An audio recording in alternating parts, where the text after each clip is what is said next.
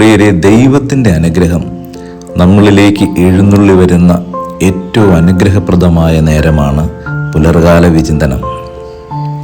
ഇന്നത്തെ പുലർകാല വിചിന്തനത്തിൽ നമ്മൾ ധ്യാനിക്കുവാൻ പോകുന്ന വിഷയം നമ്മുടെ കുടുംബത്തെക്കുറിച്ചാണ്. ദൈവത്തിൻ്റെ തിരുവചനം പറയുന്നു, നിങ്ങൾ പരിശുദ്ധാത്മാവിൻ്റെ ആലയമാണ്. പരിശുദ്ധനായ ദൈവം പള്ളികൊള്ളുവാൻ വേണ്ടി തിരഞ്ഞെടുത്തിരിക്കുന്ന ഏറ്റവും സുന്ദരമായ ആലയം അത് നമ്മുടെ ശരീരമാണ്. അത്രമാത്രം ഈ ശരീരത്തിന് ദൈവം പ്രാധാന്യം കൊടുക്കുന്നെങ്കിൽ ദൈവം വസിക്കുന്ന മനുഷ്യൻ്റെ ജീവിതം എത്രമാത്രം സൗന്ദര്യവും അസുലഭമായ അനുഗ്രഹങ്ങൾ കൊണ്ട് നിറയപ്പെട്ടതാണെന്ന് തിരിച്ചറിയാൻ നമുക്ക് കഴിയണം.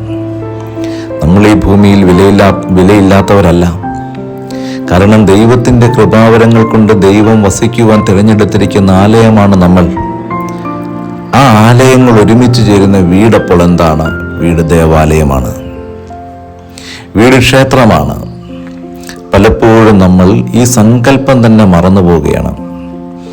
നമ്മുടെ വീടിനെക്കുറിച്ച് നമുക്ക് ഈ സങ്കല്പമില്ല. നമ്മുടെ വീട് ക്ഷേത്രമാണെന്നുള്ള സങ്കല്പം നമുക്കില്ല. അതുകൊണ്ട് എന്ത് സംഭവിക്കുന്നു? ഭവനത്തെ അതിൻ്റെ പവിത്രതയിൽ കൂട്ടിക്കൊണ്ടു പോകുന്ന കാര്യത്തിൽ നമ്മൾ പിന്നോട്ട് പോയിക്കൊണ്ടിരിക്കുകയാണ്.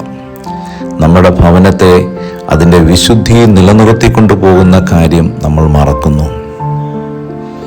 ഹൈന്ദവ ക്ഷേത്രങ്ങളെയൊക്കെ പറയുന്നത്, ആരാധനാലയങ്ങളെ പറയുന്ന ക്ഷേത്രമെന്നാണ്. ക്ഷേത്രമെന്ന വാക്കിൻ്റെ അർത്ഥം തന്നെ ക്ഷതങ്ങളെ ത്രയം ചെയ്യിക്കുന്ന ഇടം. അതാണ് ക്ഷേത്രം. വേദനകളെ, മുറിവുകളെ, കണ്ണുനീരിനെ ഇല്ലാതാക്കുന്ന ഇടമാണ് ക്ഷേത്രം.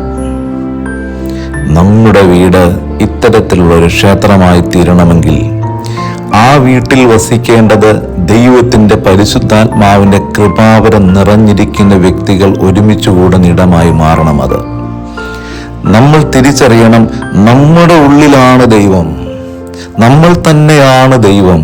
അതാണ് ആർഷഭാരതത്തിൻ്റെ സംസ്കാരമൊക്കെ നമ്മളെ പഠിപ്പിച്ചിട്ടുള്ള തത്വമസി. നീയാണത്, നീയാണ് ദൈവം, നിന്നിലാണ് ദൈവം. ഇത് ഉൾക്കൊള്ളുന്ന മനുഷ്യർക്ക് മാത്രമേ വീടിനെ സ്വർഗീയ അവസ്ഥയിലേക്ക് കൂട്ടിക്കൊണ്ടു പോകാനായിട്ട് പറ്റുകയുള്ളൂ. നിന്റെ ഭവനം ദൈവത്തിൻ്റെ ആലയമാണെങ്കിൽ ആ ഭവനത്തിലൊരു സക്രാരി ഉണ്ടാവണം. ആ സക്രാരിയാണ് നിന്റെ കിടപ്പുമുറി. കാരണം എന്താണ്? ഒരു ഭാര്യയും ഭർത്താവും ജീവനെ പങ്കുവയ്ക്കുന്നിടം, പ്രണയത്തെ പങ്കുവയ്ക്കുന്നിടം, അവിടെ ഒരു പുതുജീവൻ ഉണ്ടാകുന്ന ഇടം, അതാണ് നിന്റെ കിടപ്പറ, അതാണ് നിന്റെ സക്രാരി. തോബിതിൻ്റെ പുസ്തകത്തിലുണ്ട്, തോബിത് തൻ്റെ ഭാര്യ സാറയെ കല്യാണം കഴിച്ച് കിടപ്പുമുറിയിലേക്ക് പോവുകയാണ്. അവിടെ കത്തിച്ചു വച്ചിരിക്കുന്ന അഗ്നിക്കകത്തേക്ക് കയ്യിൽ കരുതിയ മീനിൻ്റെ കയ്പ് എടുത്തിട്ട് ധൂപമുണ്ടാക്കി. അവൻ ആ അഗ്നിയുടെ അരികിൽ മുട്ടുകുത്തി നിന്നു. ഭാര്യ സാറയോടും പറഞ്ഞു, എൻ്റെ അരികിൽ വന്ന് മുട്ടുകുത്താൻ.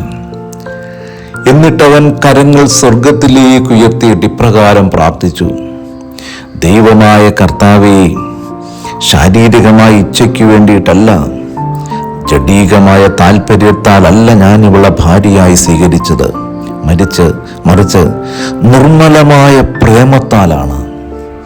മരണം വരെ ഇവളോടൊത്ത് ജീവിക്കുവാനുള്ള കൃപ നൽകണമേ എന്ന് അവൻ പ്രാർത്ഥിച്ചു. അരികിൽ നിൽക്കുന്ന സാറ ഉറക്കെ വിളിച്ചു പറഞ്ഞു, ആമേൻ. പ്രിയപ്പെട്ടവരെ, ദൈവത്തിൻ്റെ തിരുവചനം പറയുന്നു, സാറയിൽ ഉണ്ടായിരുന്ന ദുരാത്മാവിനെ ദൈവത്തിൻ്റെ ദൂതൻ ഈജിപ്തിൻ്റെ അതിരുകളിലേക്ക് ആട്ടിപ്പായിച്ചു. അപ്പോൾ ഒരു മനുഷ്യൻ തൻ്റെ കുടുംബത്തിനുള്ളിലെ സക്രാരിയിൽ മുട്ടുകുത്തി ദൈവത്തിൻ്റെ നാമത്തിൽ ദൈവത്തെ അരികിൽ വിളിച്ച് പ്രാർത്ഥിക്കുന്ന നേരത്ത് ആ കുടുംബത്തുണ്ടാകാവുന്ന എല്ലാ അനർത്ഥങ്ങളെയും ദൈവം അവിടെ വെച്ച് മാറ്റിക്കളയും. കരങ്ങൾ കോർത്തു പിടിച്ച് പ്രാർത്ഥിക്കാതെ ഭാര്യയും ഭർത്താവും ആ ഒരു ദിവസം അവസാനിപ്പിക്കരുത്. കരങ്ങൾ കോർത്തു പിടിച്ച് പ്രാർത്ഥനാ ജപങ്ങൾ ചൊല്ലാതെ ഒരു പ്രഭാതവും നിങ്ങളുടെ ജീവിതത്തിൽ ആരംഭിക്കരുത്. അത്രമാത്രം വിശുദ്ധമായൊരു ബന്ധമാണ് നിങ്ങളുടെ കുടുംബ ബന്ധം. കാരണം നിങ്ങൾ വെറും മനുഷ്യരല്ല, ദൈവം വസിക്കുന്ന ആലയങ്ങളാണ്, ദൈവത്തിൻ്റെ കൃപ നിറഞ്ഞു നിൽക്കുന്ന വ്യക്തികളാണ് നിങ്ങൾ. ആ ഒരു ബോധ്യത്തോടുകൂടെ വേണം നിങ്ങൾ നിങ്ങളുടെ കുഞ്ഞുങ്ങളെ വളർത്തുവാൻ, നിങ്ങളുടെ കുടുംബജീവിതം മുൻപോട്ട് കൊണ്ടുപോകുവാൻ. നിങ്ങൾ പരസ്പര ഉണർവോടുകൂടെ സ്നേഹിക്കുവാനും സ്വീകരിക്കുവാനും. അതുകൊണ്ട് എൻ്റെ പ്രിയപ്പെട്ടവരെ, നിങ്ങളുടെ കുടുംബത്തെ പവിത്രമായി കൊണ്ടുപോവുക. നിങ്ങളുടെ വീട് ദൈവത്തിൻ്റെ ആലയമാണെന്ന് തിരിച്ചറിയുക. നിങ്ങളുടെ കിടപ്പുമുറി നിങ്ങളുടെ സക്രാരിയാണെന്ന് തിരിച്ചറിയുക. അവിടെ ദൈവത്തിന് ബലിയർപ്പിക്കുന്നവരാണ് നിങ്ങളെന്നുള്ള ബോധ്യത്തോടുകൂടി ജീവിക്കുക. ഒന്ന് കണ്ണടച്ച് ഈശോയോട് പ്രാർത്ഥിക്കാം. ആബാ സ്വർഗീയ പിതാവേ, മഹത്വത്തോടെ പ്രാർത്ഥിക്കുന്നു, ഞങ്ങൾക്ക് ഞങ്ങളുടെ ജീവിതത്തിൽ ദൈവത്തിൻ്റെ ആലയങ്ങളാണെന്നുള്ള ബോധ്യം നൽകണമേ. ഞങ്ങളുടെ വീട് സക്രാരിയായി മാറണമേ. അവിടെ പ്രാർത്ഥിച്ച് പ്രണയിക്കുന്നവരായി തീരാൻ ഞങ്ങളെ അനുഗ്രഹിക്കണമേ. ആമേൻ.